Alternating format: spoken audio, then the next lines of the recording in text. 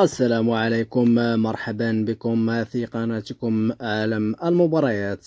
المرجو الاشتراك ليصلكم كل ما هو جديد.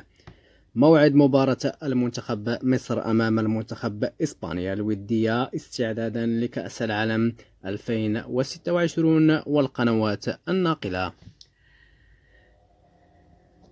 يحتضن ملعب كورنيلا مواجهة قوية من العيار الثقيل، حيث يستقبل منتخب إسبانيا نظيره المصري ضمن أجندة التوقف الدولي لشهر مارس الجاري، في اختبار يحمل الكثير من الدلالات الفنية قبل انطلاق نهائيات كأس العالم 2026.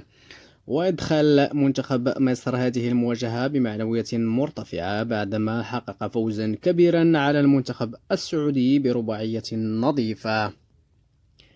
ومن المنتظر أن تنطلق صافرة البداية. المباراة في تمام الساعة 9 مساء بتوقيت مصر، 10 مساء بتوقيت السعودية والعراق.